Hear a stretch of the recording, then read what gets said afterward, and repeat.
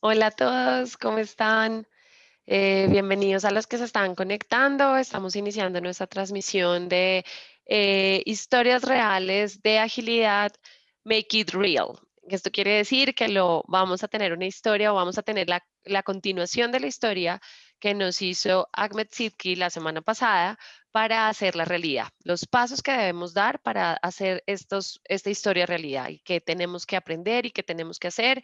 Y para eso seguimos en esta alianza con IC Agile y Agility Changes en Historias Reales de Agilidad. Susana. Hola Sandra. Bueno, aquí otra vez emocionados de estar juntos en este evento. Una de las cosas que me parece muy interesante es que no solamente estamos compartiendo esas historias reales, pero también estamos teniendo una oportunidad de hablar, ok, ya que oímos esta historia, ¿cómo podemos aplicar los conocimientos y lo que aprendimos de esta historia? Y ver cómo podemos seguir ese camino de esa jornada de aprendizaje, de implementación, de cómo podemos hacer esos cambios necesarios para involucrar agilidad dentro de nuestras organizaciones. Y con eso dicho, una de las cosas que me encanta es trabajar con las personas dentro de mi equipo de IC Agile, y uno de ellos siendo Shane Hastie, quien resulta ser no solamente parte de mi equipo, pero una persona muy involucrada en la comunidad de agilidad, y ha estado muchos años involucrado y definitivamente ayudando a las personas y organizaciones a cambiar y adoptar el valor y los principios de agilidad. Y bueno, con eso dicho, no sé si vamos a seguir viendo el video, pero quisiera introducir a Shane como nuestro presentador para hoy.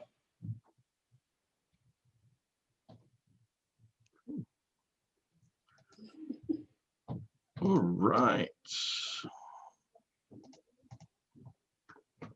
Thank you very much, Susanna, and welcome everybody. Thank you for coming along to this session, building upon the really inspiring story from Ahmed Sidki of Riot Games and the way that they applied business agility in action last week. So before we get into it, I would like to get your engagement with a Mentimeter poll. So please could you go to the URL menti.com, menti.com, and enter the code 5152793. And please answer the question here: what benefits will your organization gain from business agility?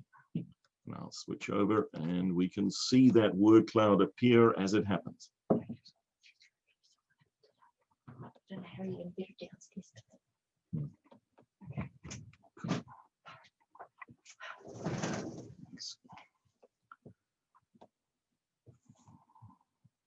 So menti.com 5152793.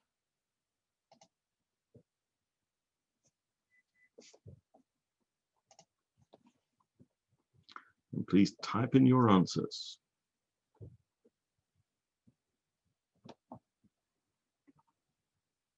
Adaptation to change.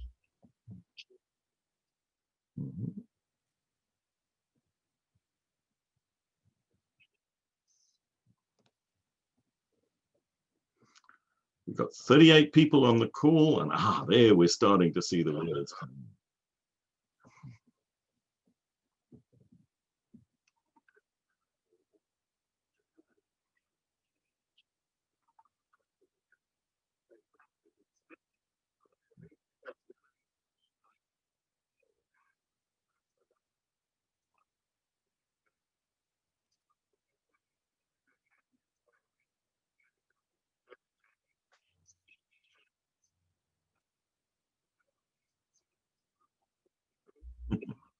Flexibility is the big one. Yeah.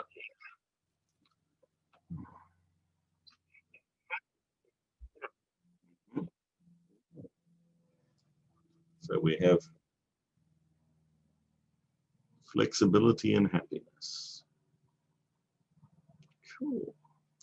The humanistic, human environment, motivated teams, customer loyalty.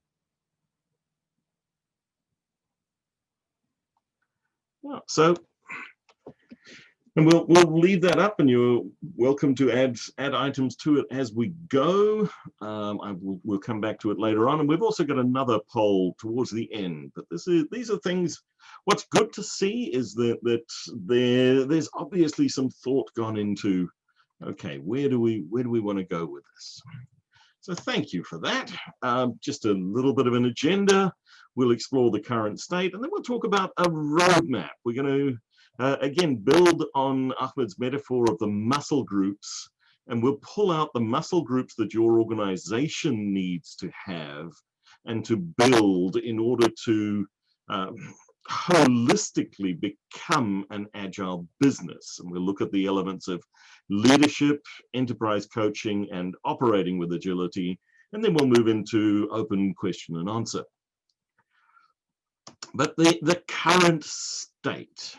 So this is a snapshot from a recent World Economic Forum Jobs of Tomorrow white paper, and you can find that at the World Economic Forum website. And they were talking about what are the roles, the jobs that will be important in the next decade and beyond, but particularly in the next 5 to 10 years.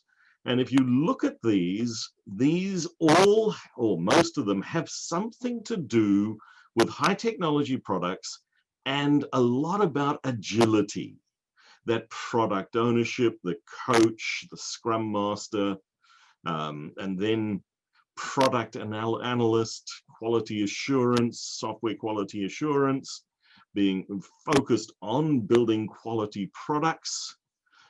And these are competency skill sets that if you're thinking for yourself, for a career, these are places to build upon. And also from the point of view of our organizations, these are the types of roles and people, the types of skills that we need to consider. How do we build these competencies in our people? Because we won't be able to hire them. These jobs are going to be in such high demand that people with those skills, well, one, the universities and the schools are not teaching these skills yet, and people with them are in high demand. So the need is going to be not just to identify the skills, but to build them up from within in our organizations. So that's something that I want you to think about as we spend some time together now. Now, last week, Ahmed took us through the domains of business agility quite extensively, so I'm not going to rehash that, but I do want to just remind you of these three areas: the leadership, the operations, the individuals, and that significant shift to putting the customer right in the center of our organizations, that Copernican revolution that moved away, that moves the customer to the middle instead of the focus on the board or the chief executive's whims and so forth.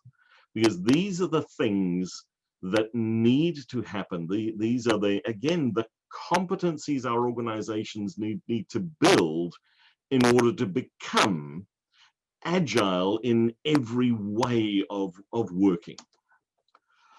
I want to pull out, and this is something that the Business Agility Institute also does. So this Domains of Business Agility comes from the Business Agility Institute, headed by my co-author, Evan Laybourne.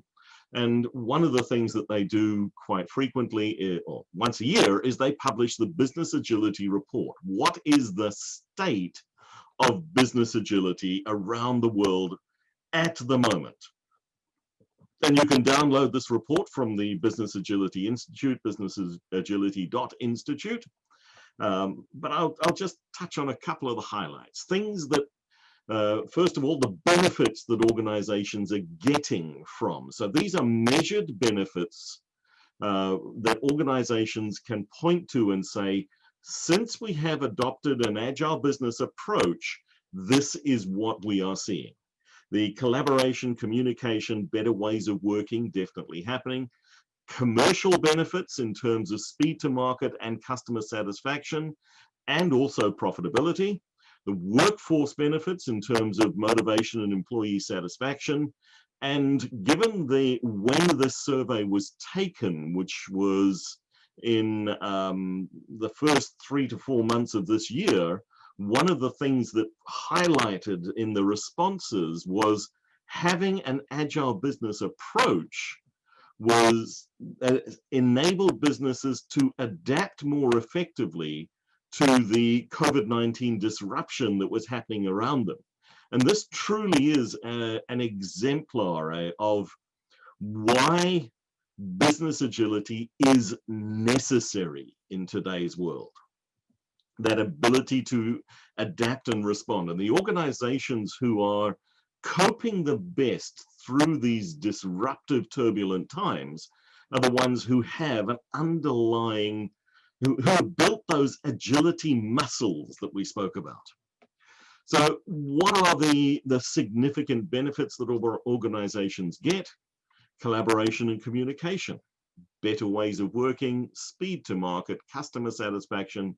Now, behind all of these graphs, there are numbers which you can access in that report. Ownership and accountability, that agile mindset, adaptive leadership, motivation, employee satisfaction, and that one that we called out, that adapting to and responding to the disruption from COVID-19. But of course, it's not just a bed of roses. It's not just everything is beautiful and happening for us. There are genuine challenges to this as well. Challenges along the journey and things that we've got to actively look at overcoming. One of the hardest, and this has been consistent in not just the business agility surveys in terms of the state of business agility over the last few years, but going even into agile for information technology since the early 2000s, the leadership style and the organization mindset are consistently two of the things that become bottlenecks and barriers that prevent us as organizations from adopting that agile mindset, from becoming agile in our ways of thinking and working. The traditional hierarchical command and control leadership style, where decisions are made at the top and they are conveyed down, where things don't happen without permission, where honestly there's a lot of politics in play. Those leadership styles prevent business agility. And in turbulent times like we've got at the moment, they not just prevent business agility, they are in fact disruptors to being able to adapt and respond and change.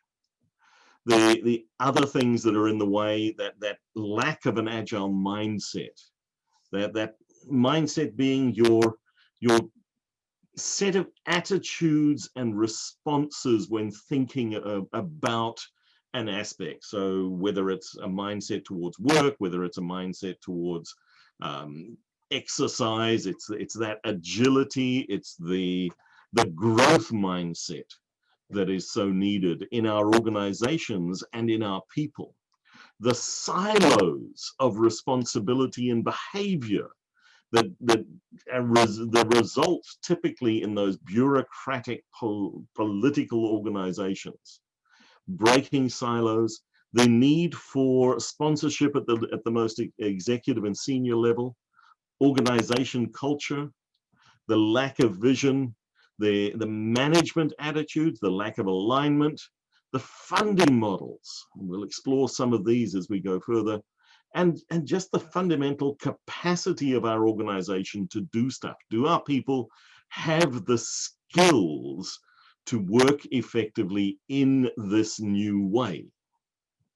So there are challenges, there are very, very clear benefits, but there are challenges that we have to overcome. And this means a journey. And again, building on what Ahmed said last week, this journey doesn't happen overnight. It is not a sprint. It is a marathon. And it's something that requires that we build we do the hard work, the grind of putting everything in place to enable us to build up these muscle groups.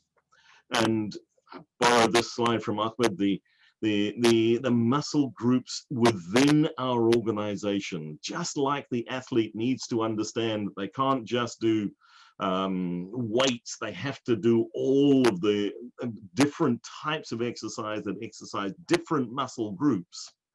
We in our organizations need to understand what are those organizational muscle groups, the ones that we have to work on. And this is where we honestly believe IC Agile brings something to the table. So as a certification and accreditation body, what we do is we go out to the world and we find experts in different disciplines. And we ask them to help us design learning outcomes. And then we publish these learning outcomes in tracks and certifications. So if we were to think of our organization as the body, what are the muscle groups? And here are the 3 key muscle groups for organizational agility, for business agility. There is a set of muscle groups that are about product development agility, but we're not focusing on that today. Today, we're going to look at the muscle groups that are needed for organizational agility. And so in the IC Agile world, we've identified these as 4 broad areas. There is the business agility foundations, which sits at the base. Then around the outside, the supporting infrastructure, you could call it, are the leadership track, the agility in leadership, and the enterprise coaching for agility. These are the arms that hold the framework in place. Without that leadership and without that ability to guide and coach the organization, we don't have that superstructure, the framework. And then sitting in the middle, the components of that, the individual muscle pieces, muscle groups, that you could say, is what happens inside the operating with agility. The other thing about the IC Agile roadmaps is we have 2 levels of certification in there. One of them is about what people need to know. And that's very, very important, and that's indicated by these gray or silver flags. But then there's a whole lot about what people need to become. And that is particularly focused on individuals who are looking to deepen their competencies. And in the business agility space, the 2 really deep competency areas that have to be in place for the organization to effectively become agile across the board is that depth in leadership and depth in enterprise coaching. So those are the expert level certifications that exist. But inside this roadmap, and so if we think of these as the frameworks and the muscle groups that we're going to build up, let's explore what each one of these actually means. So if we start with leadership, leadership is a key competency in the 21st century. It's been an important competency for a long, long time. But what does it actually mean to be an agile leader in today's world? And there are some important elements. The first of those is, as an agile leader, I need to be personally agile. I need to have embedded in my ways of thinking and working the behaviors, the understanding of what the agile values, principles, philosophy, mindset are. I need deep personal self-awareness. I need to have the courage to hold up a mirror and to know who I am really. The mindfulness, that growth mindset, that ability to identify and to identify my own flaws, to be humble, to ask for feedback, and then to develop new mental models, to build those skills of applying the agile value. And it's a constant practice. Again, this is part of the grind that we spoke about, that develop personal agility. But once I know myself, I've then got to build strong emotional intelligence, the social context of emotional intelligence, the relationship agility. So this is, how do I tell great stories that will inspire other people? What are the key messages that I need to convey? How do I support others in their growth? How do I exercise the key conversations? How do I lead change? How do I become an inspirational leader, not managing change, but leading change? And one of the important messages about leadership in the agile space is it is transformational leadership. Now, there's a big difference between transformation and change.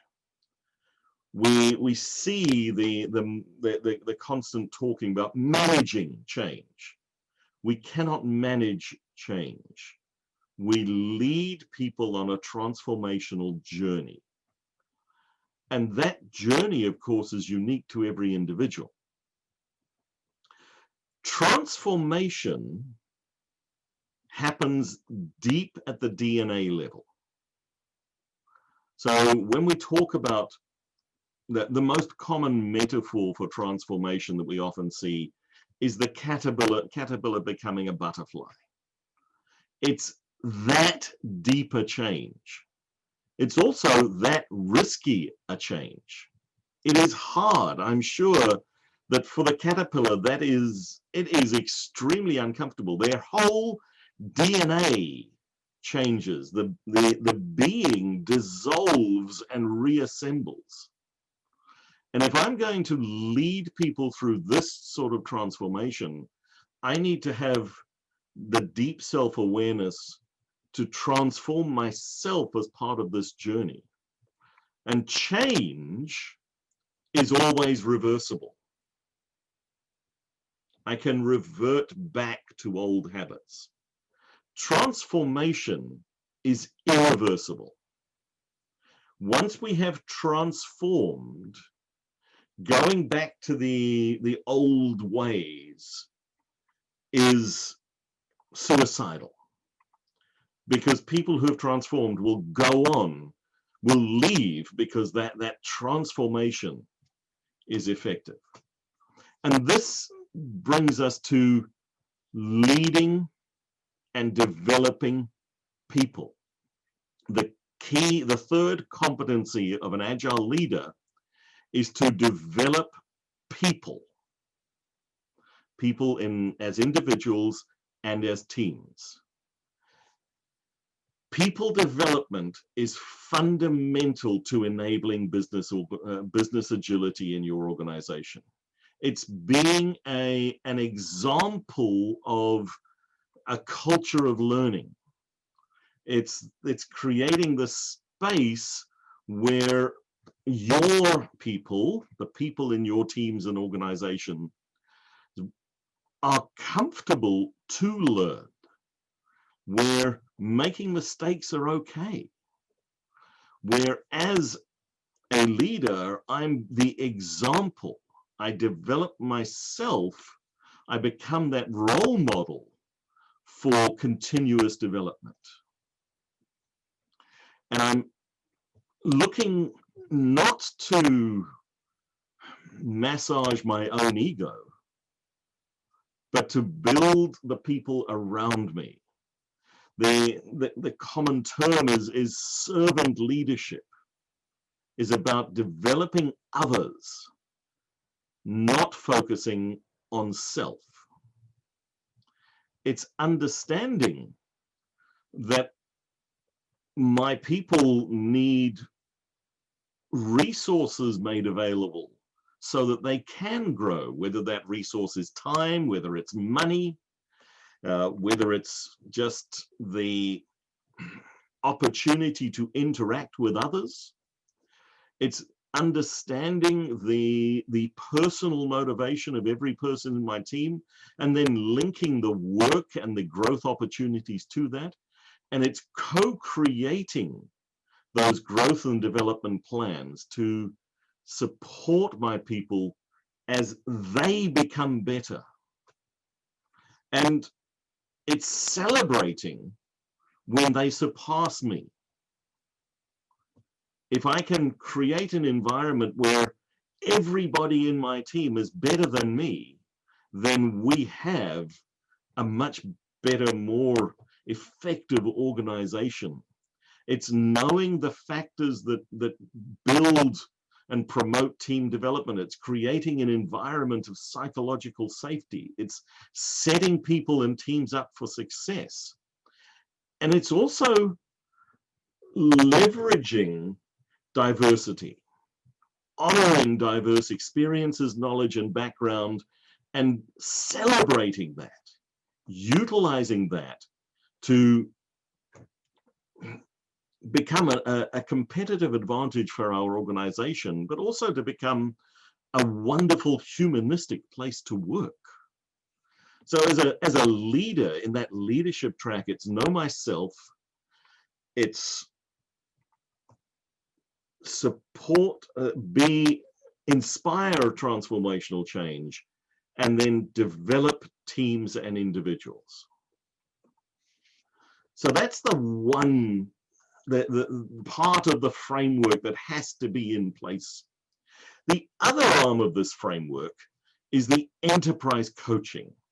So coaching is an important competency that we need to bring to the organization. Now, it may be something that our leaders develop themselves, and that's great, or it is something that maybe we bring in from outside, or we have a dedicated group of people who are in the coaching role and responsibility. But in that space, the other arm of my frame is a set of competencies.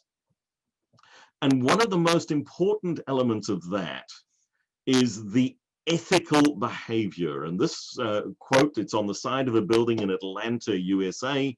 And it's the building is the Martin Luther King Institute, I believe. And I cannot remember who wrote this, who said this. I wish it was me, it wasn't. You are personally responsible for becoming more ethical than the society you grew up in. From a coaching perspective, that ethical responsibility of the care for others and care for the organization is an incredibly important foundation. It mirrors a lot of the leadership practices and the leadership areas, but it also brings an understanding of organizational and human change. It brings with it a deep understanding of agile practices, mindset, philosophy, and strategies to transform organizations. It's about meeting people where they are and guiding them in their journey. It's about bringing that fundamental learning approach to to adapting and transforming the organization. It's understanding organizational impediments and the patterns of impediments and helping to overcome them. It's exposing the system to itself. It is speaking truth to power, having the courage to say to a senior leadership team, you want the organization to transform, but that transformation starts with you. What are you doing to bring your organization into the new way of thinking? And how does that inspire your people? It's being an educator, it's being a facilitator, it's being that neutral coach and observer and reflecting back, and it's being a mentor and a guide. And it's doing that on an ethical foundation. It also requires the deep competency and experience of being able to look at the whole organization, complexity theory, systems thinking, value streams, organization design. You need to understand the principles of organizational process improvement. You need to be able to work with people at any level in the organization and outside the organization.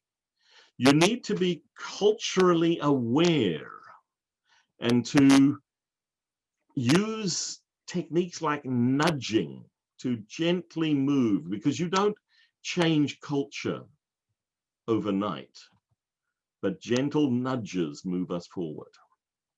And it's helping to build and create that agile team culture. So the two certifications in the enterprise coaching are for people who want to inspire organizational change.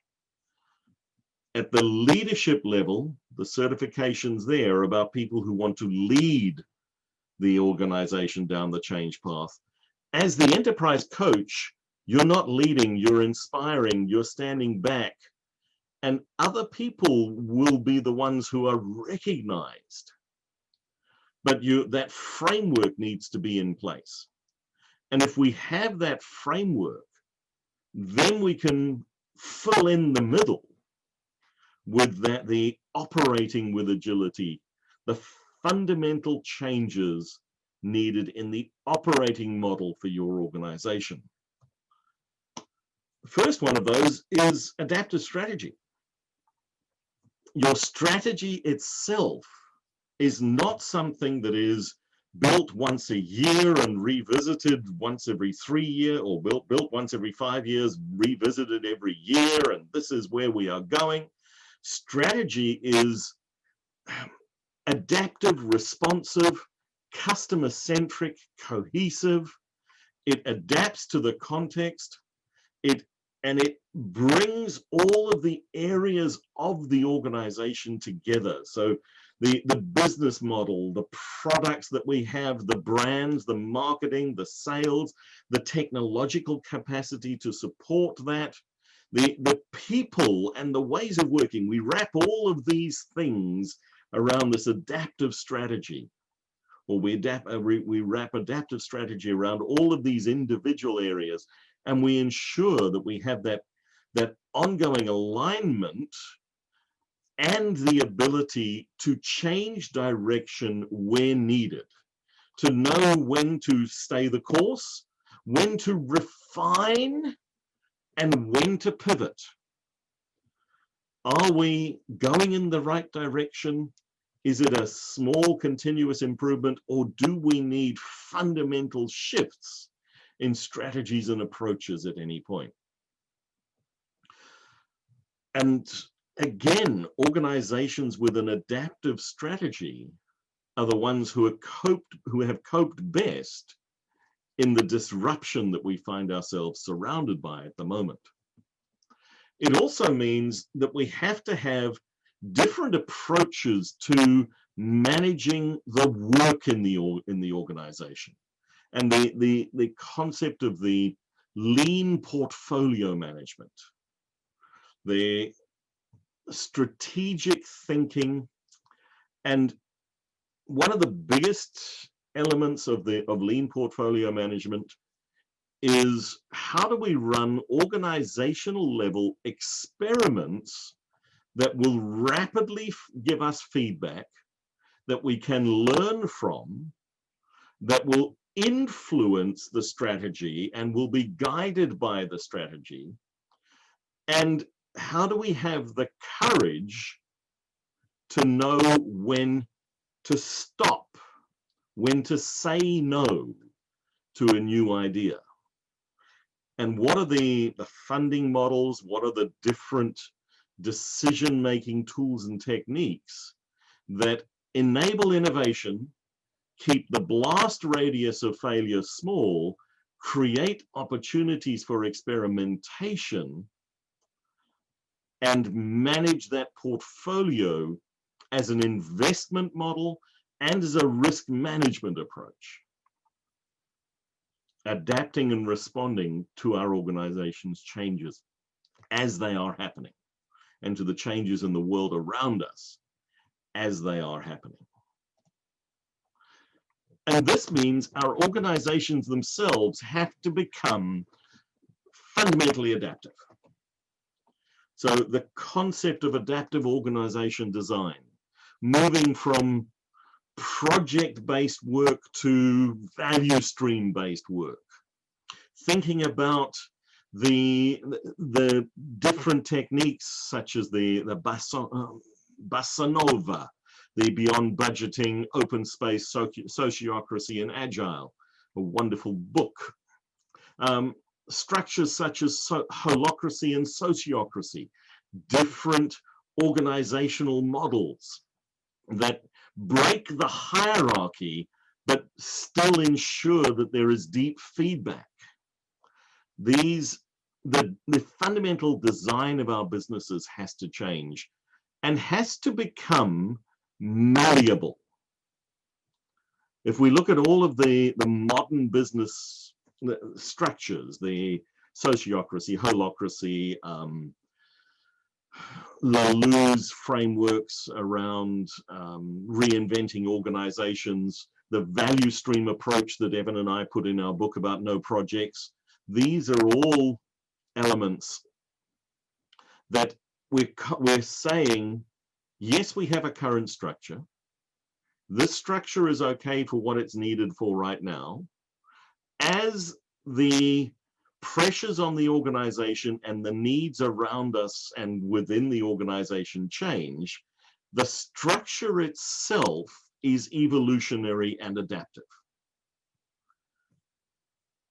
So this is that ability to become a fundamentally adaptive organization that is key to being agile. And if we get to some of the more tactical elements, if we look at marketing as a key driver for value in most organizations today, well, the traditional approach to marketing has been very sequential, predictive, somewhat waterfall.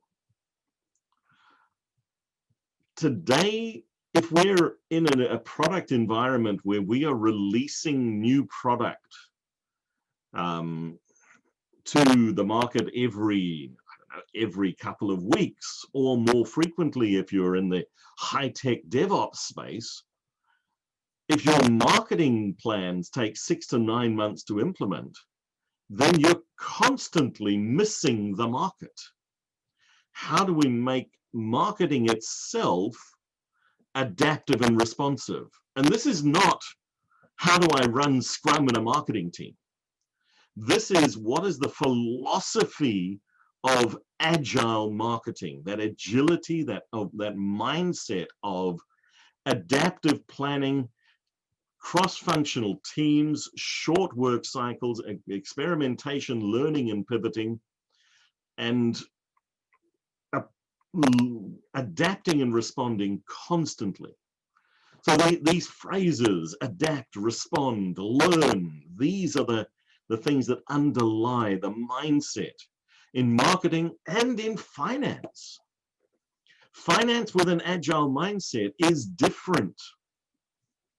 And if we ask any financial manager who spent months towards the end of 2019 preparing the budgets for 2020, in how many of your organizations is that budget still in any way valid? I do not believe there is a single organization in the world who had a plan in place for COVID-19 that was built into the budgeting cycle in December 2019. We've learned that we've had to respond. And again, the organizations that have coped well are the ones for whom adaptive planning and adaptive finance is normal today. The principles of, for instance, beyond budgeting have been around since the mid-1990s. These are not new ideas, but these are ideas whose time has come. The procurement cycle in most organizations is a blocker. How do we turn that procurement cycle on its head? And again, there are models out there. The flow-based procurement model exists, and it talks and has been implemented where in one large organization, they went from an average procurement cycle of 13 months for a significant investment to 8.5 weeks. And they engaged their external partners, the people who they were contracting with, as part of the process. So this, again, that adapting, responding, learning mindset in finance is incredibly important. And in human resources, in fact, a horrible term, human relations, in supporting and looking after the people in our organizations. It's looking at how we manage things like incentive models. One of the fundamental changes we ask people to make when we adopt an agile way of working is to work in cross-functional teams, and we start to we want people to collaborate and support each other.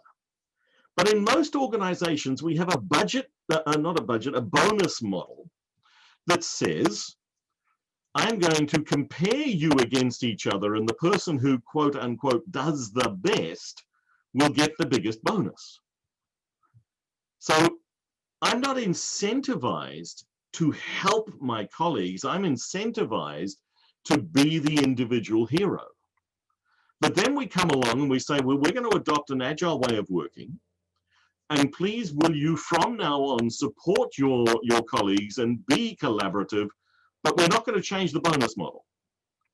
Well, guess what happens at that point? Your agile transformation comes to a grinding halt 2 months before, sorry about the plane overhead.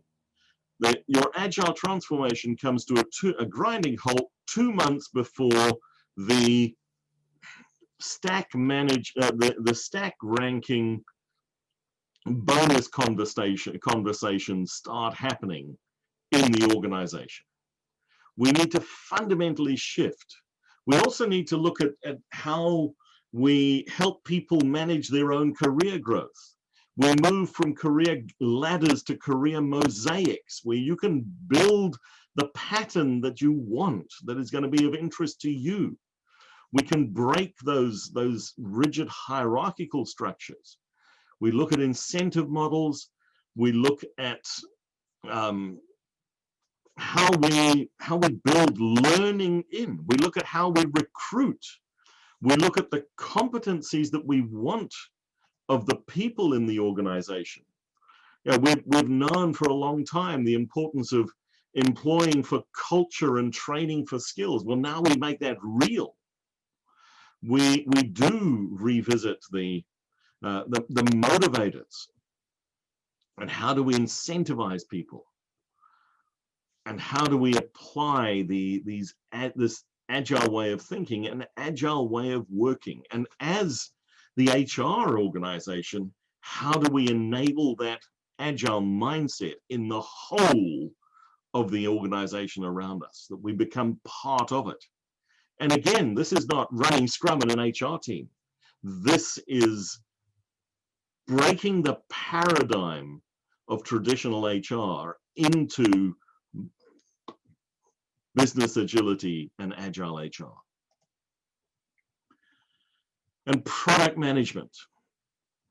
It's knowing that our products themselves are much, much more than the product we build. When the group of experts put this set of learning outcomes, this certification together, there was a lot of discussion about what is a product? Where does a product start and stop?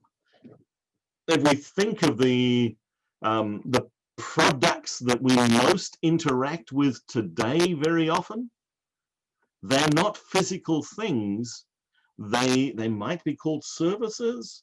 They even the devices that we hold in our hands. Yes, that physically is a product, but everything on it is a service. And that service is continually updating and adapting, and the whole thing is actually the product. And going beyond the services, the support, is the maintenance, is all of the stuff around it, and the intersection of those many, many different aspects that make up our product today. Product management is fundamentally changing in the world of agility and of the 21st century digital world, digital everything. It's how do we plan? How do we define our product? How do we work with product teams?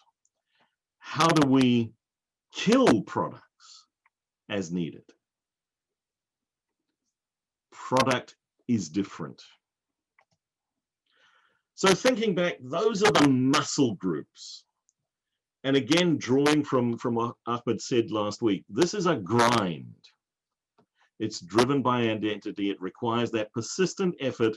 And think in each area of your organization, what is the grind that you need to put in? Think of that framework of the different muscle groups that need to be worked on to become agile as an organization.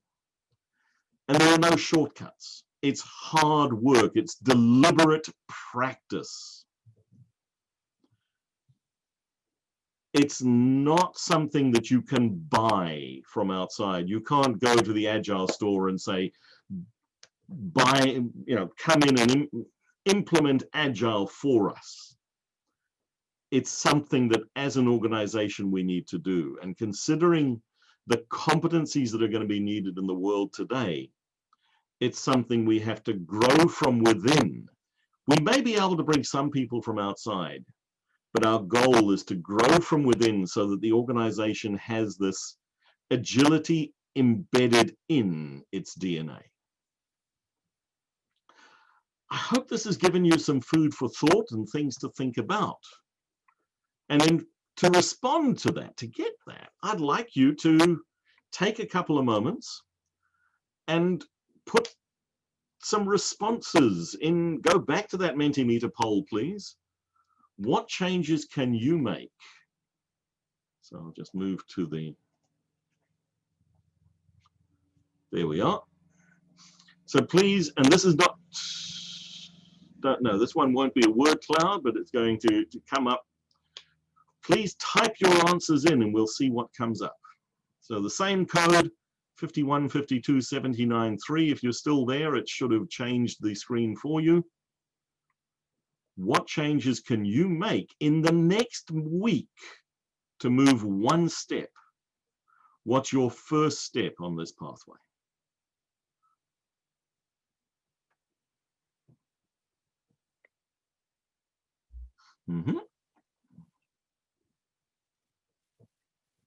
And I'm going to throw back and say, collaborate with whom? How?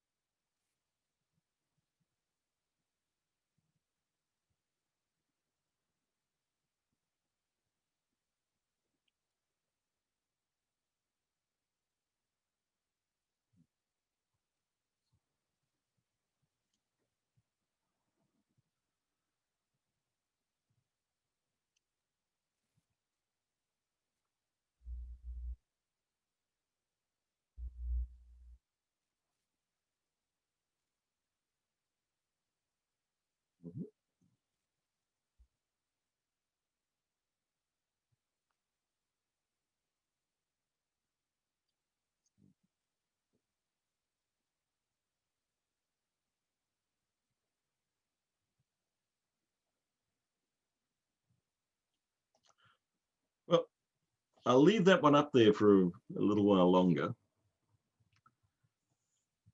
And I'd like to now turn it over to open questions, questions and answers. Thank you for taking the time to listen.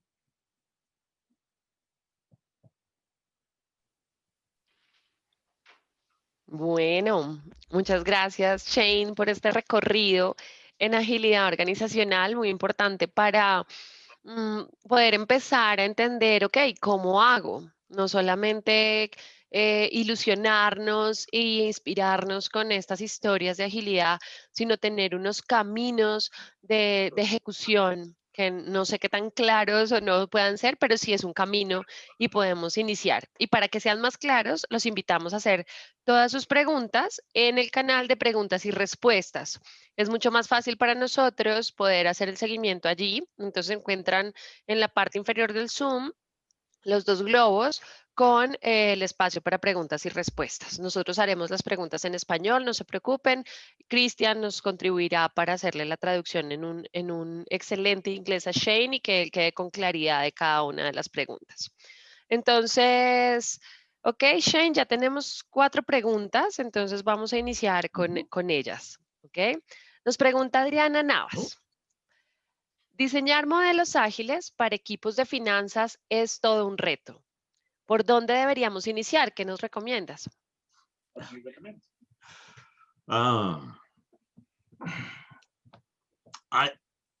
I want to be slightly self-serving and say, come on an IC Agile course for ICP Finance. But there's, at the very least, have a look at the learning outcomes. So all of the IC Agile learning outcomes are freely available on our website, and they are Creative Commons. So you can download them, you can use them. And it's starting with humble questions. We often, with our finance people, we take a judgmental attitude. Agilists we are somewhat prone to being a little bit holier than thou. Whereas when dealing with people who are experts in their field and who deeply care, we should be taking a more humble approach and asking them what they need.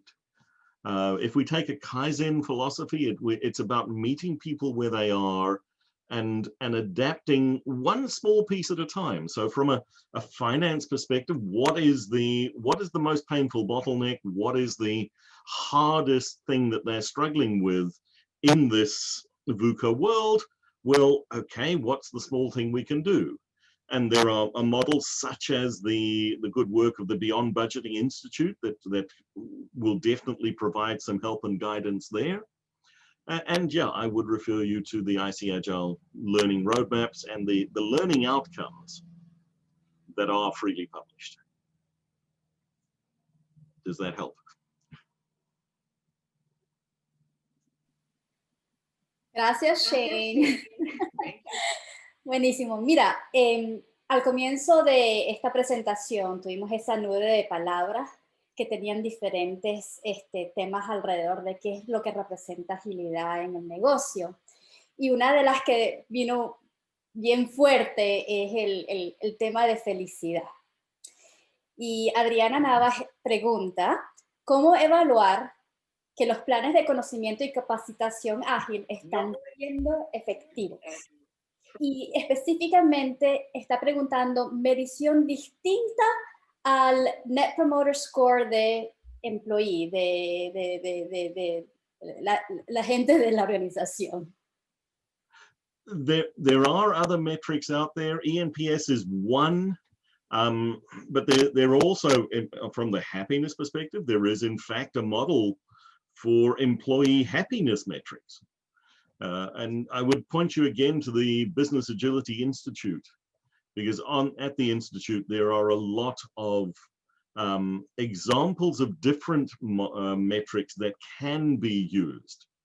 One of the challenges with metrics is any one metric on its own is going to be wrong. So it's finding the right combination and also finding out from the organization perspective, what are the important things that we're looking to, why are we measuring? So that employee happiness, employee engagement, we know that there is a strong correlation between profitability and engaged employees and happier people. So that's an important link that we need to look for as well. And the value to the organizations of having people engaged long term. So there are metrics. The right metric is the right one for your team and your organization right now. And it might be the wrong one in 2 weeks' time.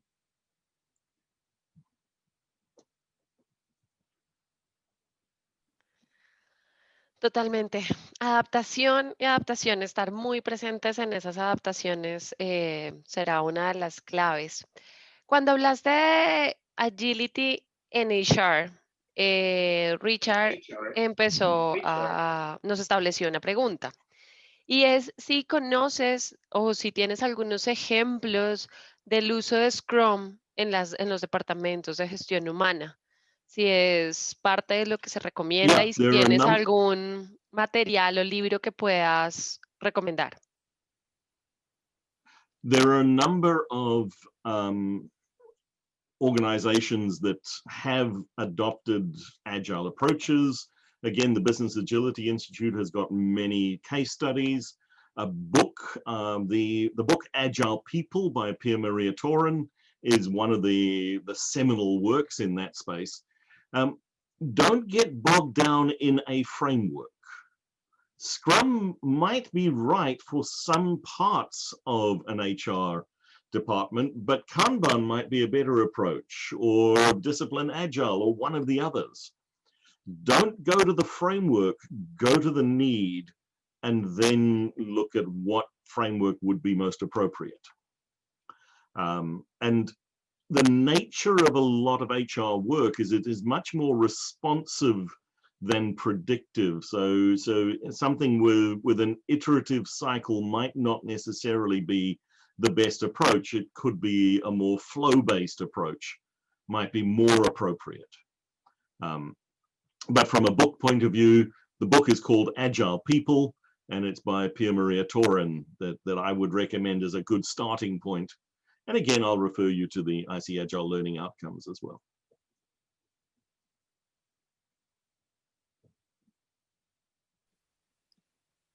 Buenísimo. Me recuerdo la semana pasada cuando Ahmed hizo su presentación y habló del cuerpo y cómo teníamos los diferentes músculos o los grupos musculares que tenían que ser trabajados, no solamente enfocarse en uno, pero en ese organismo completo. Y Ana pregunta una pregunta que me parece muy interesante. Ana Reinado pregunta, ¿cuál es la relación de la agilidad y la gestión de la comunicación interna?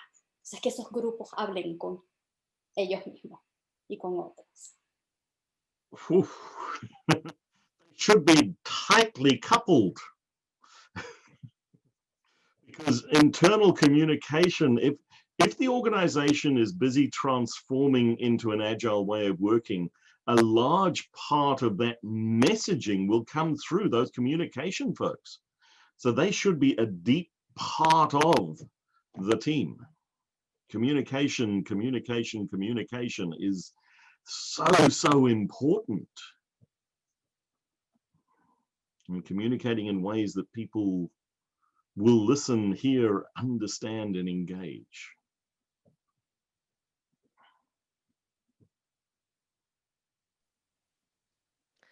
Y bueno, parte del interés de las personas que nos están oyendo, Shane, también son las recomendaciones de aplicación de esta agilidad organizacional.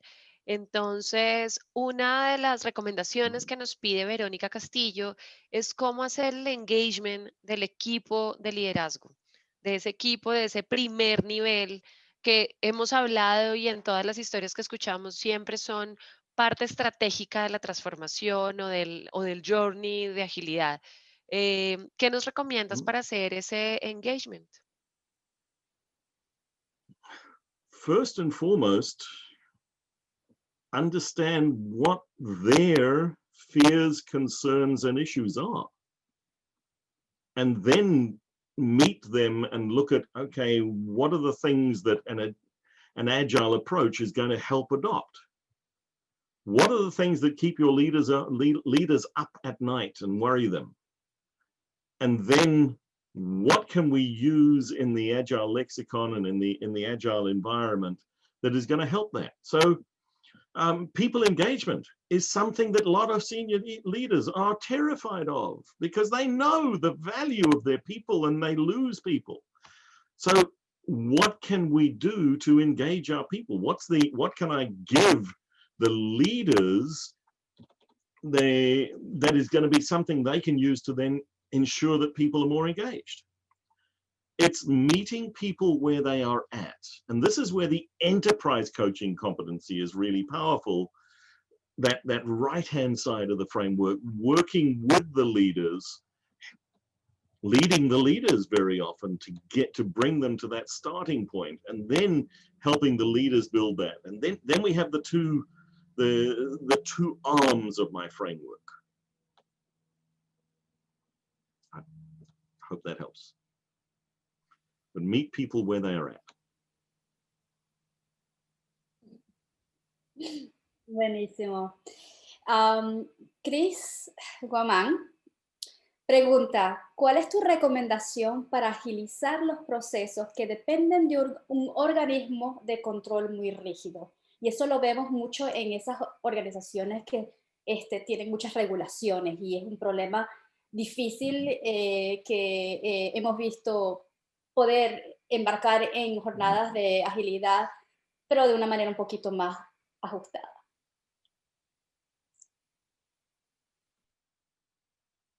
Mm-hmm.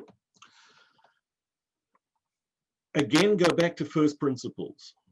What is the purpose of the regulation? What is the purpose of the constraint?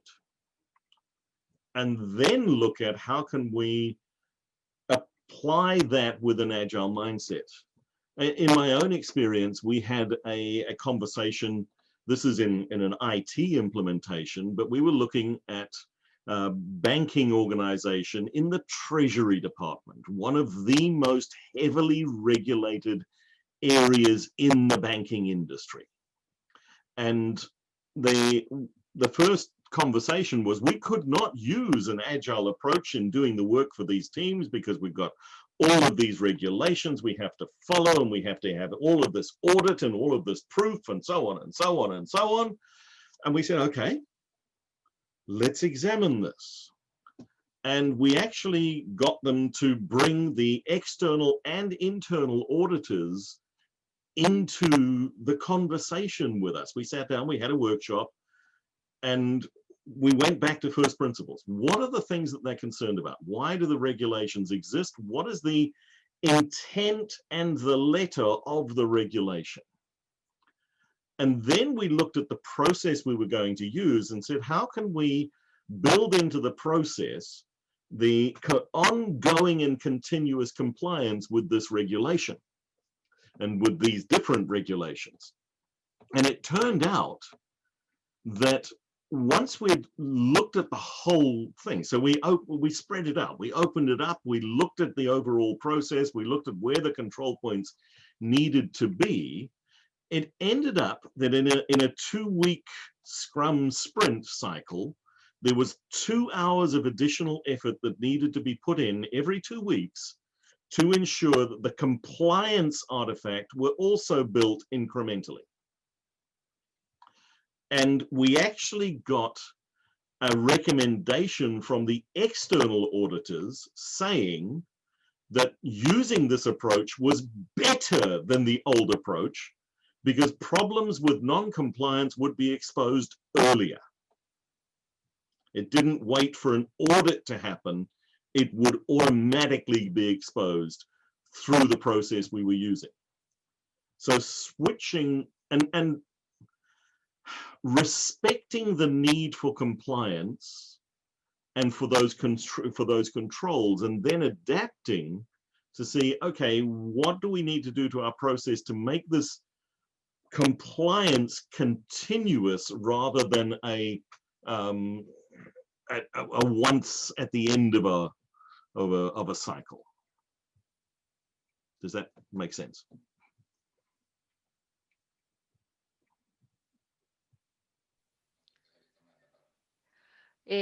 Bueno, te han dejado mensajes también en el chat, Shane, que muchas gracias, que hay mucho por aprender y que es interesante entender que hay que empezar por transformarse a nosotros mismos como primer paso. Y creo que ese mensaje es clave y quería decirlo en voz alta porque gracias Mariesgli por decirlo, porque claramente es uno de los mensajes importantísimos de la charla de hoy. Queremos abrir una ronda de preguntas un poco más difíciles.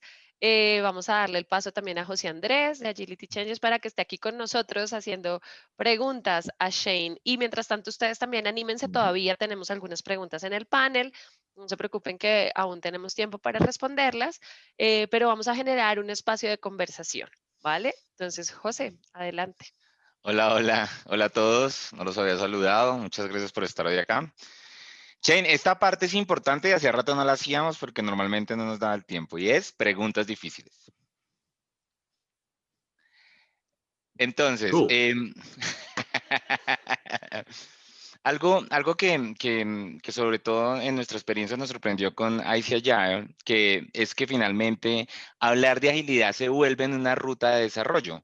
Una ruta que no se acaba con una certificación que termina siendo a veces solamente de asistencia a 16 horas y en la que yo ya creo que estoy listo para ir a transformar una organización. Pero las personas y las organizaciones siguen buscando el proceso y la fórmula. ¿Qué hay que hacer? ¿Qué hay que hacer para que realmente empecemos a entender que esto no va de fórmulas y de procesos?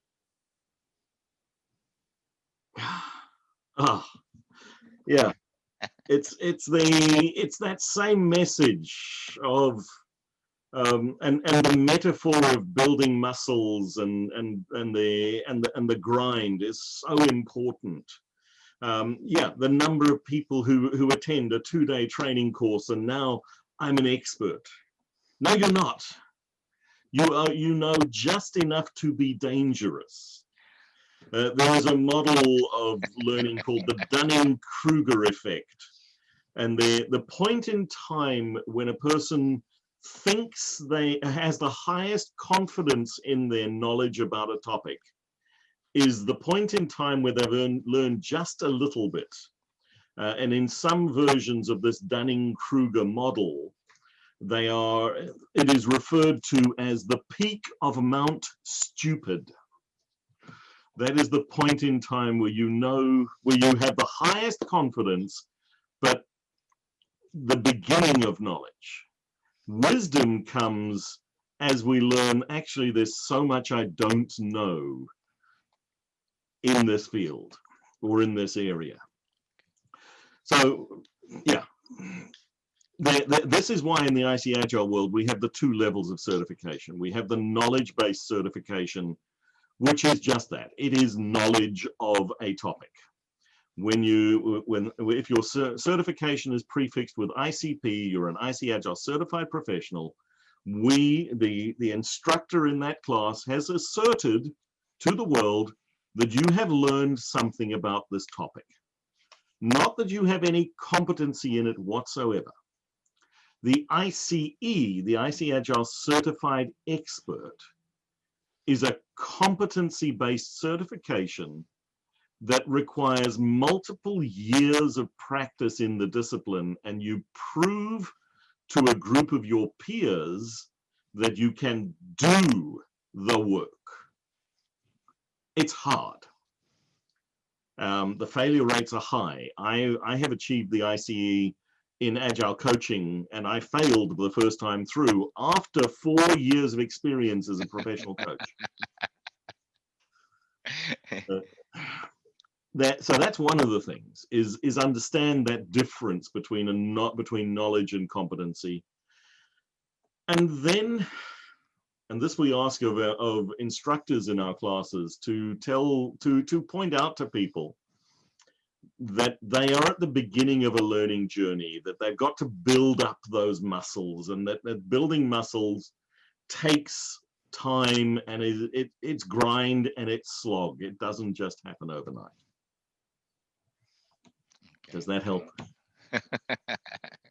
Hay una frase que a mí me gusta, y es que en muchas organizaciones el llegar a ser líder o el llegar a ser director de la organización es tener la licencia de no aprender más.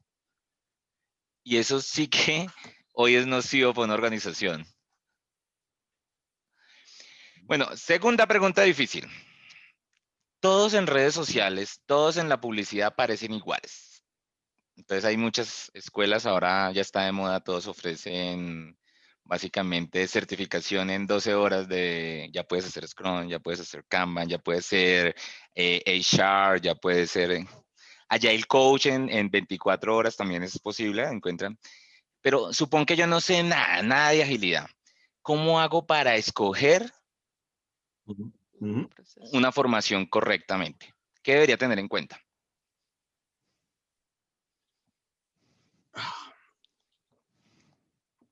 All right, I don't want to sound self-serving about IC Agile, but we care. If we start with the IC Agile learning roadmaps, one of the things that we do is, I mentioned a little bit about the process of building those learning outcomes. We have gone to recognized experts. We've gone out to the world and said, who are the people that know about this topic? And then we have gone to those people and said, help us. We need to define what people need to learn to get onto a learning journey to become competent in this topic.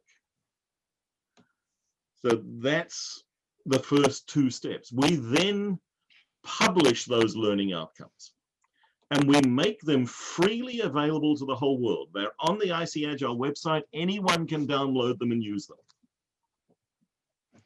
So that's our contribution to the world. Our mission is to advance the state of Agile learning, and we believe that irrespective of who the organization is that's doing the training, if they take those learning outcomes and they teach a course about them, it will be better than if they'd just made it up out of their own, because we've put in the effort of finding the people who know stuff and shared that knowledge. But then we do take it one step further, and this is what member organizations like yourselves do. You submit yourself to our discipline. So we publish that learning outcome. You come along, and Agility Changes becomes a member of IC Agile, and you want to build a course. You build an Agile Fundamentals course based on our learning outcomes.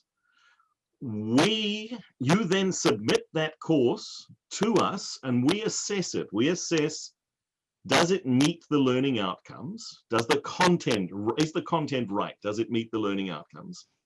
Is the course design built for adult learning? We know there's a science to teaching adults and for the ways that adults learn. And we know that. There's that research out there, so we tap into that. And then the third thing that we assess is not the course, but the instructor. And when we look at the instructor, we're looking at, does this person have the right background, experience, and knowledge to be allowed to teach this class and grant certification? Do they have the stories to tell in the classroom?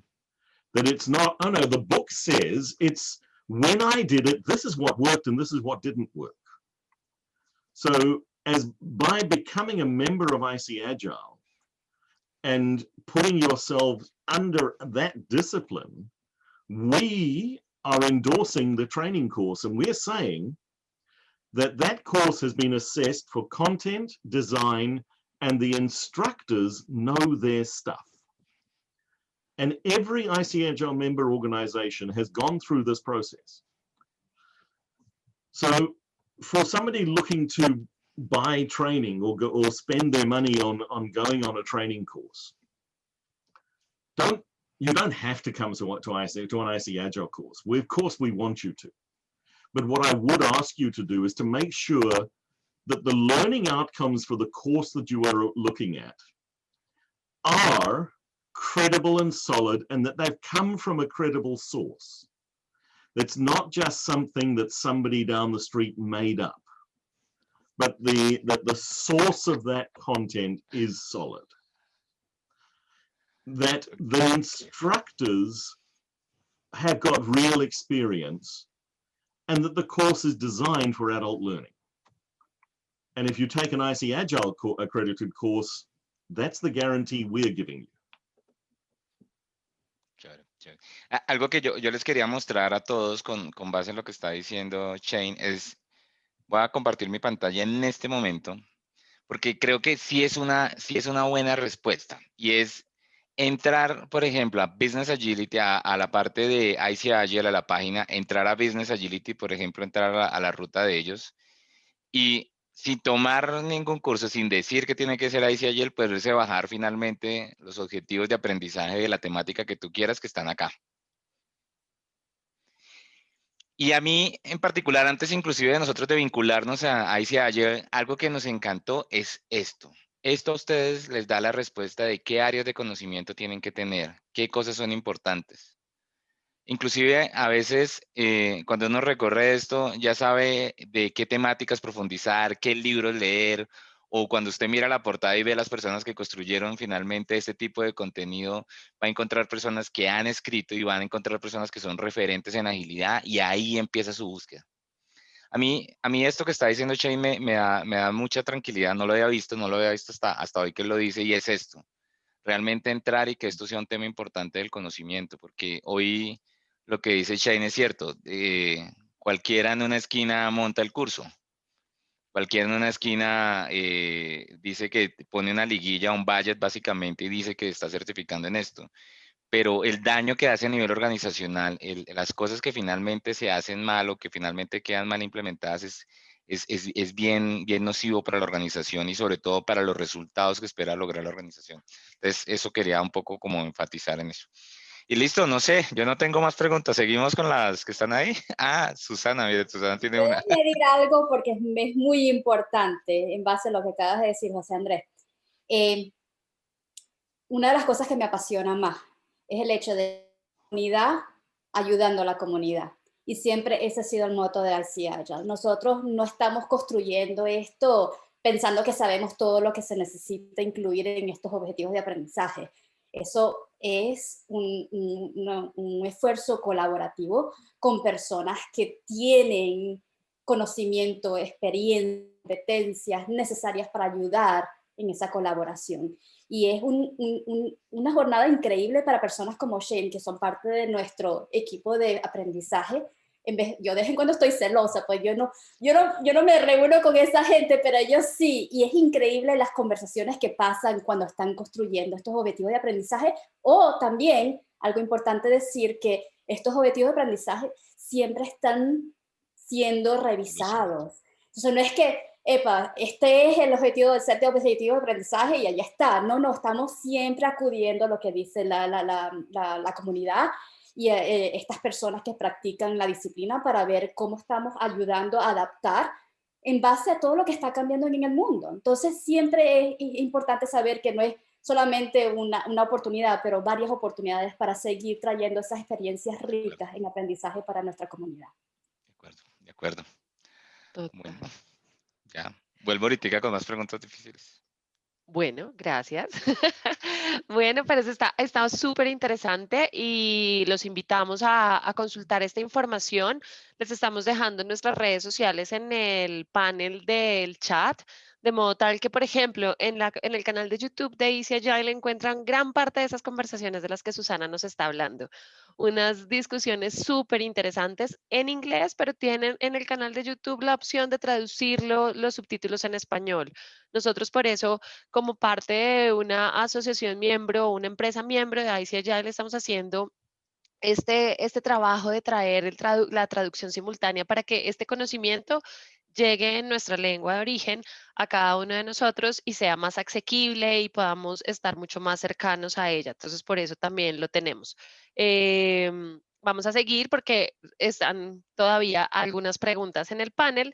Entonces, Shane, vamos a continuar con las preguntas del público, ¿ok?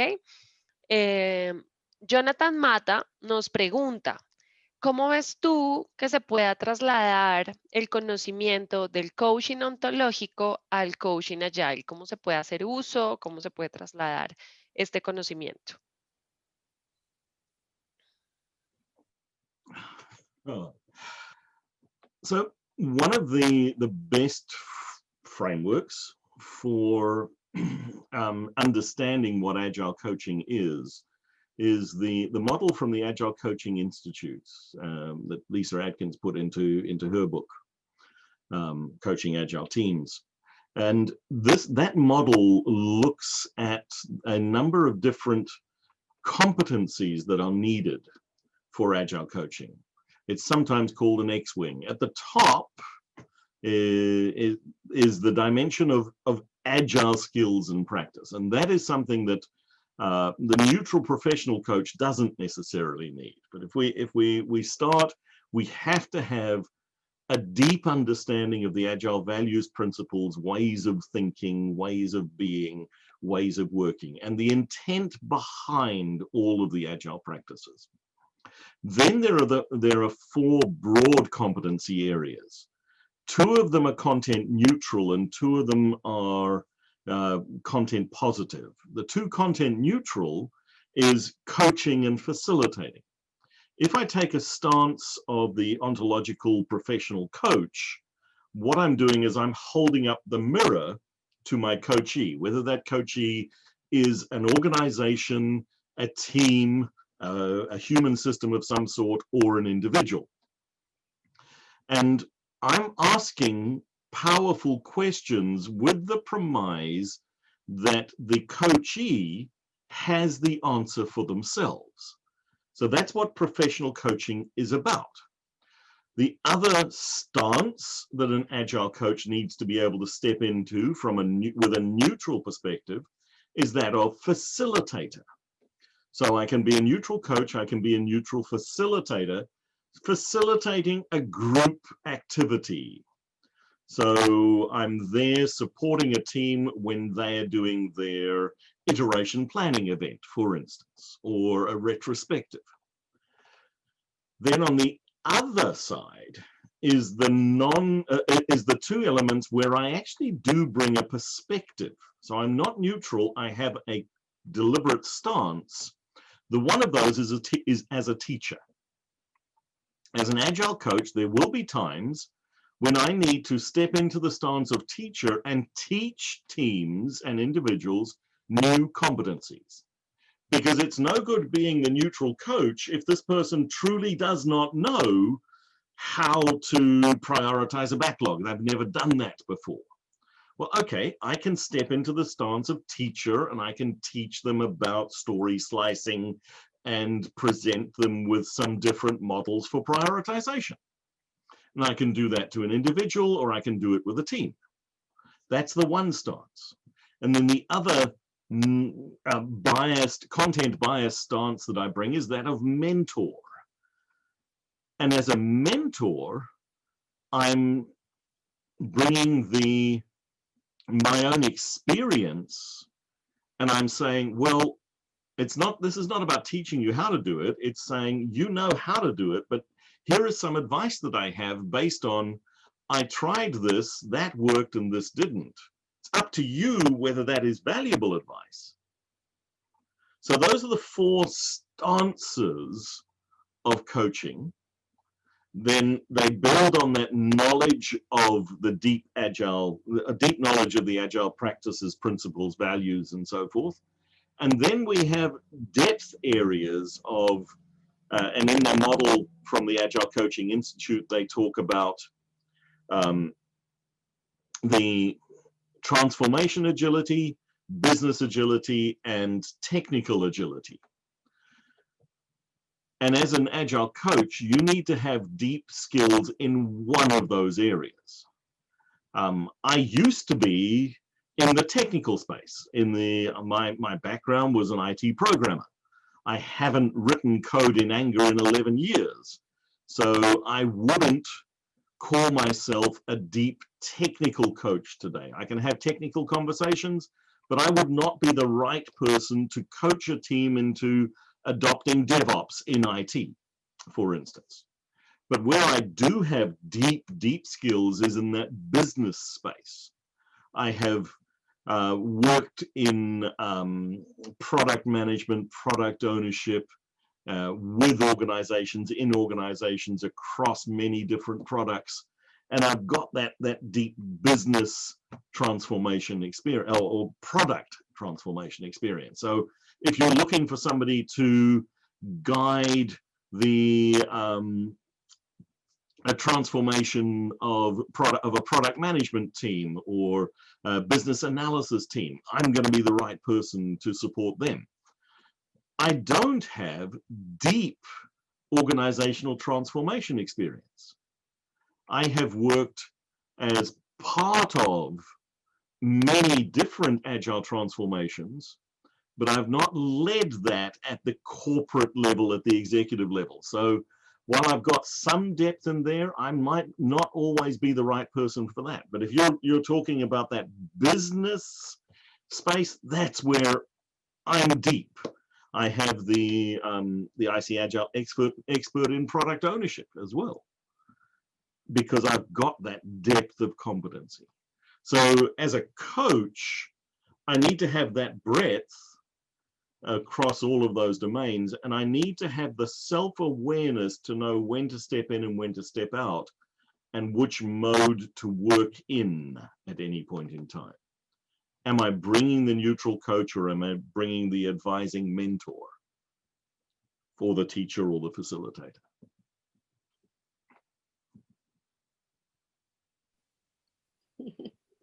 Gracias, Shane. Algo que yo sé que puede ser difícil para muchas personas en esta audiencia es ¿dónde comienzo? ¿En dónde comenzamos o en dónde seguimos? Es tanto llegar a esta jornada, esto toma mucho, bueno, mucho coraje, algún tipo de planificación, ver en dónde comenzamos. Y Carol Rubiano pregunta algo muy interesante, que es incluir modelos ágiles a nivel organizacional. ¿Deben iniciar por una área específica y mostrar resultados en ella, o paralelamente podemos trabajar en varias áreas? ¿Qué recomendarías tú, Shane, en base a esa pregunta? And now I have to do the consultant answer. It depends. There is no one size fits all. It truly should start with conversations and invitations. I'm inspired by Dan Mezek's work on open space agility, which is an invitation to people to co-create. So this is not imposing agile change on the organization. It's creating a space of, here are the opportunities, who wants to be involved? So it's that invitation. And what you will find is that there will be people in different areas who are passionate about different things, and now we work with them to instill and to transform their area of influence. What is important is executive support. From the top, there needs to be permission and support to make the change, to allow the transformation to happen. But the model for transforming should be unique to every organization. And that open space agility is a really powerful tool, because it starts with an invitation to co-create. This is where the coach and the team of coaches is important, and that they don't, that they're open and inviting, not insisting.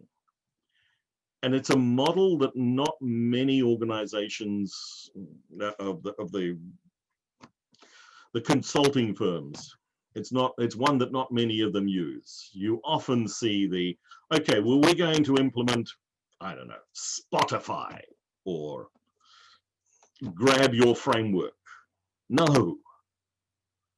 Start with none of those. Be inspired by all of them and start with none of them.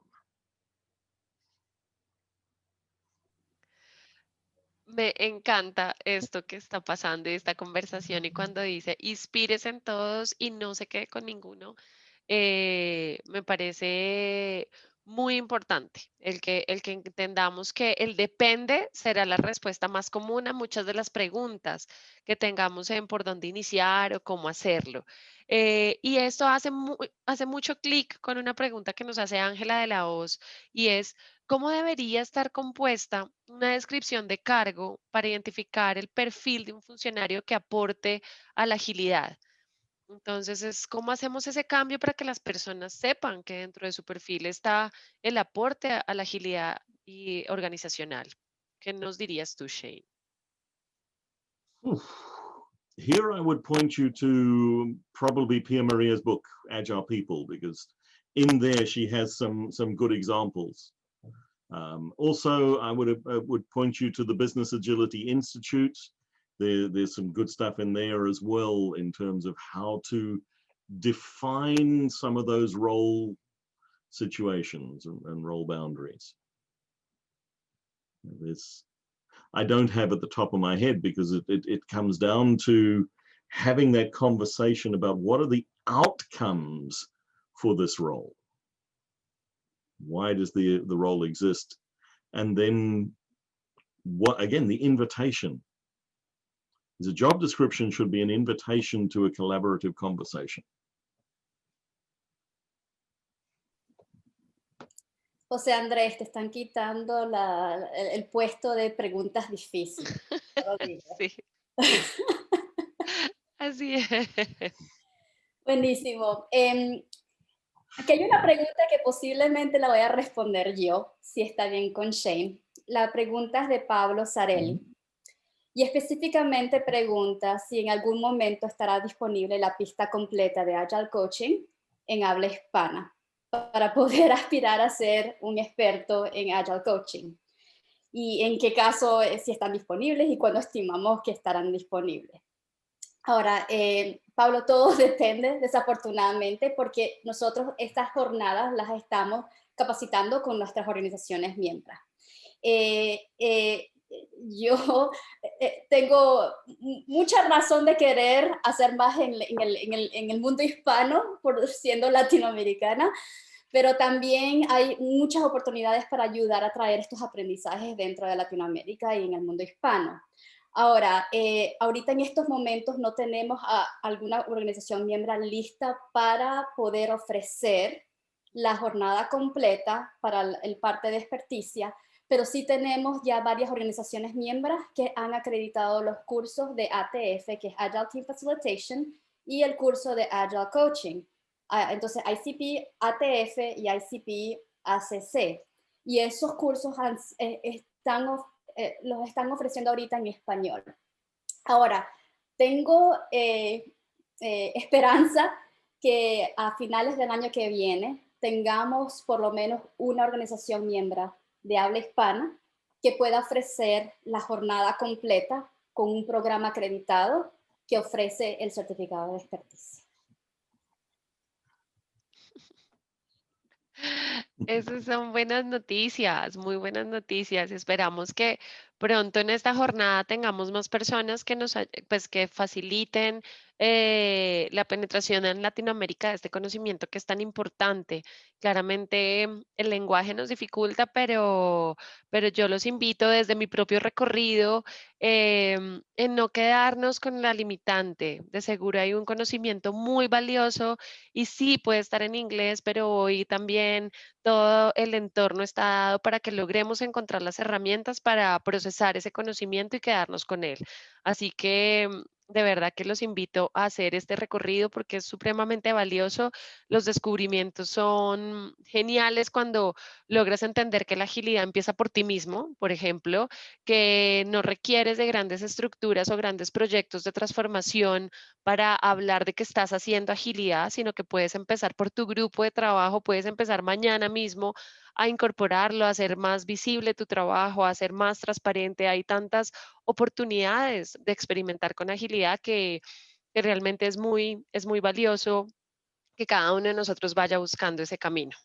Shane, desde la parte de, y para Susana también, que es desde la cara de IC Agile, toda la parte de organización de operations, de cómo operar el Business Agility, eh, ¿habría habrían algunas especificaciones o habrían algunas recomendaciones desde la facilidad? Entiendo el tema del ejercicio de los músculos y evaluar por dónde nos duele más, pero alguna historia de un quick win donde digamos, hey, si logramos movilizar este obstáculo, de seguro tu organización va a tener esa conciencia de la importancia y de los beneficios de Business Agility.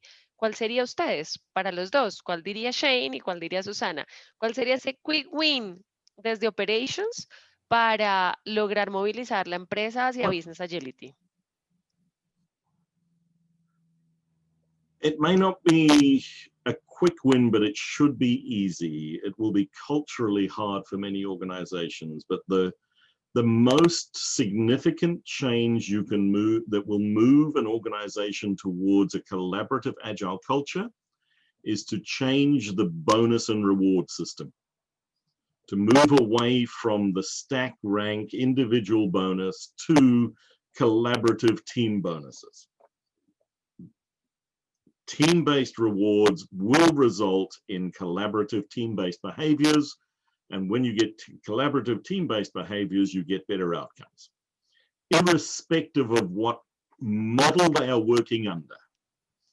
We consistently see that is the one of the most fundamental and best changes that the organization can make. Muchas gracias, Shane. Y antes de que Susana nos dé su respuesta también, quisiera decir lo importante de lo que acabas de decir. Para mí, el insight me acaba de hacer... Y es como, no es hacer OKRs, no es implementar OKRs. Porque los OKRs, si seguimos teniendo bonos individuales de desempeño, amigos, los que están trabajando con OKRs, vamos a tener una gran dificultad y no vamos a lograr el potencial que muchas herramientas que tenemos a la mano y que estamos implementando hoy nos ofrecen. Entonces, empezar con cosas simples. No es un quick win, pero es algo simple. Make it real, como lo hablamos para la promoción de este evento. Gracias, Shane. Susana, ¿qué nos dirías tú? Ay, no sé cómo hacerlo mejor que Shane ahorita, pero voy a hablar de experiencia propia, algo que fue increíblemente, que cambió un poco la perspectiva para mí cuando trabajé en una organización que estaba pasando por transformación. Y eso es un poco como lo que dijo Shane, de ver los bonos individuales. También voy a decirlo en inglés, no sé cómo decir, probablemente me ayuda, collective ownership, de lo que estamos tratando de propiedad colectiva, gracias, Cristian. Propiedad colectiva de lo que estamos tratando de hacer en la organización es increíblemente poderosa. Muchas veces en situaciones en las cuales las cosas no han funcionado porque básicamente de manera individual o departamento estamos pensando de que vamos a terminar lo que tenemos que terminar en base a eso lo que está haciendo ese departamento. Pero cuando tenemos todo propiedad colectiva, como dice Cristian, ayuda muchísimo. Y yo creo que esa mentalidad es importante cuando estamos pensando de agilidad, porque ese siempre ha sido un poco el problema, es que tenemos nuestros silos, tenemos nuestros departamentos, tenemos nuestras áreas funcionales. No, es un sistema con propiedad colectiva. Ay, tengo que preguntar algo. No sé si José Andrés va a aparecer también a complementar esta pregunta difícil, pero es que me viene un recuerdo y un poco algo que estamos tratando de, como de reflexionar en las organizaciones en Latinoamérica es, hablamos de estos silos que tú dices y si hacemos propiedad colectiva, debería ser una invitación a que no existan, pero ahora algunos marcos o algunas maneras de traer la agilidad a las empresas están hablando de equipos crossfuncionales. Y a mí el mapa se me parece a silos, pero ahora horizontales. Entonces, seguimos sin tener una propiedad colectiva completa, porque a la final lo que empezamos es a generar una competencia interna nuevamente. Puede que pongamos bonos por equipos, pero seguimos incrementando la competencia entre esos silos crossfuncionales. ¿Qué recomendación, qué insight tienen ustedes al respecto? ¿Estoy muy equivocada y por favor corríjanme o cómo lo ven ustedes? You want to go first, Shane, or you want to go first? After you. Ok, mira, yo pienso, todo esto tiene que ver con cultura.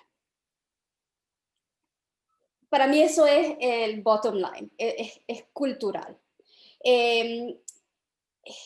Definitivamente teniendo el liderazgo, los grupos operativos, entendiendo de manera cultural que esta propiedad colectiva no es otra vez un diagrama que te dice la parte horizontal, pero de verdad enfocarse en el customer.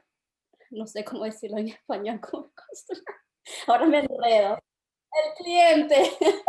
Pero enfocarse en el cliente es súper importante. Ese debería ser el foco de todos. Y la cultura debería, de alguna manera, apoyar y abrir espacios para que la gente no esté compitiendo con uno y el otro, pero más colaborando para asegurarse de que estamos trabajando para el cliente y no para uno o para el equipo. No sé si eso ayuda, es la cultura. La cultura es la raíz de todo. No se trata de un cambio estructural, no se trata de desarmar y volver a armar equipos, se trata de un cambio cultural. Me gusta. Sí. Shane, do you want to add to that? Yeah, it's very much that attitudinal, philosophical, cultural aspect but that needs to be supported by the safety in the organization as well, and the structures. So when you move to value streams as opposed to functional departments, you do end up with, to a certain extent, with competing value streams. There's a little bit, there's a natural clustering that happens, and actually that's okay, as long as it is all in service of the customer and the organization. What is the big shift? We're moving away from moving to cross-functional teams as opposed to functional silos. Functional silos are never in service of the customer. They're always in service of the head of that functional department. And functional silos result in competition that is damaging to the organization across the silos. When we do move to value streams and cross-functional teams, there will be a natural level of competition between those, but it's in service of the customer. And actually that's okay. We want that collaborative culture and a little bit of healthy competition, as opposed to the unhealthy competition that's not in service of the customer. Yeah. That's the whole message of this book.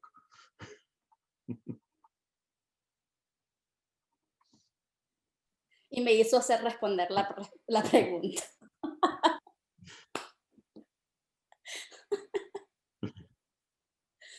Y bueno, vamos a ir cerrando. Muchísimas gracias a los que están aquí. Recuerden que Historias Reales de Agilidad es un evento que será mensual y tendremos una historia frente o una o varias historias relacionadas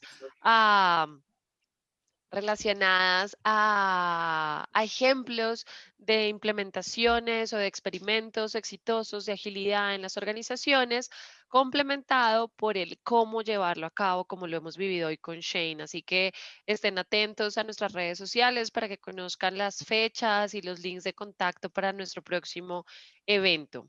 No queremos dejar sin responder la última pregunta, Shane. Tenemos la última pregunta, es de Adriana Navas.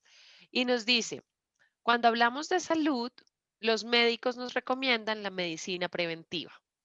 ¿Qué nos recomiendas para hacerle medicina preventiva en las empresas que se están transformando hacia la agilidad?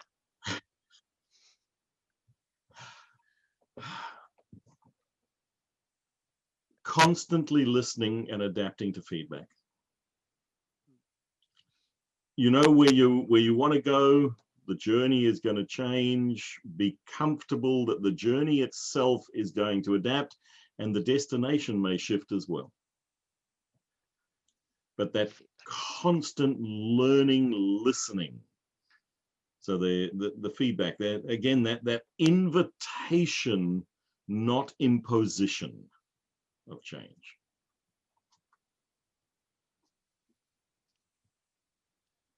Bueno, muchísimas gracias. Nos empiezan a dejar mensajes frente pues a la gratitud de este conocimiento. Shane, nos habían dicho más antes, pues que muchas gracias por las respuestas. Que si por favor nos puedes compartir el link del libro por el chat. No sé, Susana, si nos puedes ayudar con esa parte. Gracias. Pablo Sarrelli nos dice, muchas gracias, Susana, Shane, Sandra, José. Muy buenos aportes y una experiencia compartida. Saludos desde Buenos Aires y al traductor también. Muy bueno. Gracias, Cristian, también. Y bueno, no queremos dejar pasar la oportunidad para decirles que esto continúa. Nuestro propósito con IC Agile es traer conocimiento de experiencias reales de agilidad a Latinoamérica. Nuestra expectativa es mantener este evento durante varias iteraciones. Por favor, sigan conectados a nosotros. Tienen nuestros correos, tienen nuestras redes, tienen nuestros links de contacto. Déjenos saber qué les gusta, déjenos saber qué temas, acerca de qué temas les gustaría buscar una historia. Y nosotros nos retamos a encontrar esa persona que en alguna parte del mundo, en idioma inglés, ojalá, o vamos a poner a Cristian también a estudiar muy juicioso otros idiomas. Estamos buscando también personas de habla hispana, entonces no, sí, estamos trabajando. Excelente. Sí. Entonces, nosotros nos encargamos de traer esos temas también para que ustedes los escuchen. Recuerden que es una vez mensual.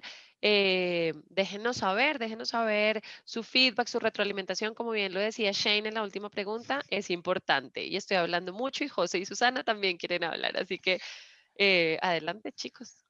Punto importante. Ya se fueron bastantes, pero más o menos en un mesecito vienen dos personas de banca, tema financiero, tema importante, real. Habla mucho de cómo desarrollar capacidades, habla mucho finalmente de cómo llevar estos resultados de negocio. Personas que estuvieran dentro de esto, personas que lo hicieron, un banco muy reconocido, pero sobre todo que nos van a contar la realidad. Lo que hay detrás de esto, las heridas de guerra, todo el punto importante. Entonces, en un mesecito, obviamente vamos a estar trabajando, pero estén muy pendientes y sobre todo sé que les va a gustar mucho porque es realmente una experiencia de cómo se lleva esto de la agilidad transformando. ¿Y listo? Thank you so much for having me. Thank you, A Shane. ti, Shane. A ti, a Susana, y sí, Ayal, gracias por permitirnos traer esto a Latinoamérica. A todos quienes estuvieron aquí, muchísimas gracias a los que se quedaron hasta el último minuto a escuchar las respuestas. Nuevamente, gracias. Recuerden recomendarnos para que este conocimiento llegue a muchas más personas y nos vemos en una próxima ocasión. Feliz noche para todos y muchas gracias. Chao, chao a todos. Chao.